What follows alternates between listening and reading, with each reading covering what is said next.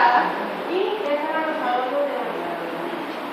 Y las velas que utilizaban, porque hace en 1800 también se utilizaba velas, las velas que los sumarios y los babilónicos utilizaban eran la grasa de los bebés sacrificados. Ahí podemos ver la obra de Satanás en su gran... Claro, tenéis que hacer que pongamos bolas rojas, que pongamos luces. Para él es una felicidad, porque a lo mejor no estamos haciendo el ritual como lo hacían antes, pero lo estamos haciendo de una manera simbológicamente. Pero era como que venía diciendo, ¿no? Tú ves esa lucecita tan bonita y te llama tanto la atención, esa manzanita roja, que tú lo ves tan inocente y tú no puedes pensar que detrás de todo esto está un engaño satánico. Por eso les decía, ¿no? Lo digo para mí misma, si yo no estoy identificada con la verdad, Patricia, es imposible que yo pueda discernir. Pero nosotros como cristianos tenemos la palabra de Dios. La tenemos, pero yo puedo para poder comprender y no ser engañado. Porque la palabra de Dios nos lleva a toda verdad. Yo puedo tener la palabra de Dios en todos los idiomas de la edición, pero el problema no es eso. El problema no es que la tenga. El problema es que yo la pueda escudriñar, la tenga pero en mi corazón. Y le pido con la ayuda del Espíritu Santo que la ponga en práctica. Porque es la práctica lo que transforma mi carácter. No es la teoría, es la práctica. Yo te decía que es muy sutil el engaño satánico para que lo puedan discernir así.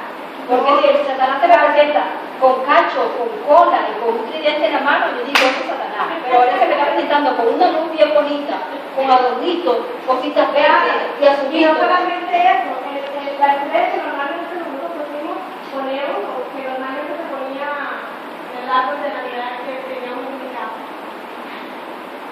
Y siempre son de 5 puntas, y sabemos que esta estrella es la estrella de Dios, no es la estrella de Jesús.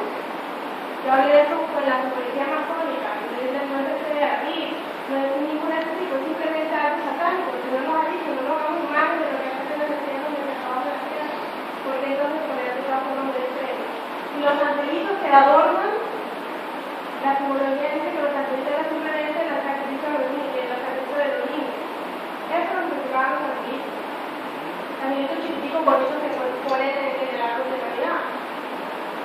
Todo es simbología. Si lo vemos únicamente, que qué bonito, pero si vemos la simbología atrás es bastante macabro.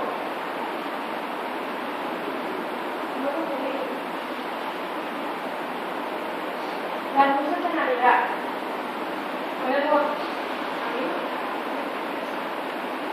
Los paganos, adoradores del dios Sol, o Baal, que sabemos ya que tienen todos sabemos la introducción, celebran con una gran alegría el día más corto del año. Podemos saber que se trata del servicio de viernes, el 25 de diciembre. Para ellos es el día del nacimiento del Sol, cuando se comienzan a empezar a madurar y hay que ayudarlos a crecer para que dieran más luz y calor. Con este fin prendían grandes fogatas en las colinas y por doquier. Los troncos usados para ayudar al sol a madurar eran llamados reloj. Por los paganos eran considerados sagrados. Ya vimos el decir, sigue siendo lo mismo, porque era un símbolo de su gran dios Baal. Lo adornaban con flores y pintas de colores, manzanas doradas, etc. Y para entenderlo, los sacerdotes druidas hacían un gran ceremonial.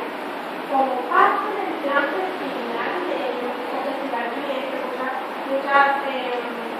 naciones todavía lo llaman así, festival de Navidad, los adores de Baal, mientras inocentes niños eran lanzados vivos ante los altares de fuego para agradar a Baal, los adultos caminaban sobre las cenizas calientes, tenían orgías y esa era una noche de noche. Hacían todo lo que no habían hecho durante todo el año, esa era su día para ellos celebrar. Vamos a ver lo que nos dice. Tengo que recordar a ellos, capítulo 17, 16 de diciembre. Y dejaron todos los mandamientos de Jehová su Dios, e hicieron paseados por el cerro y también por a todo el ejército del cielo y se hicieron a Baal.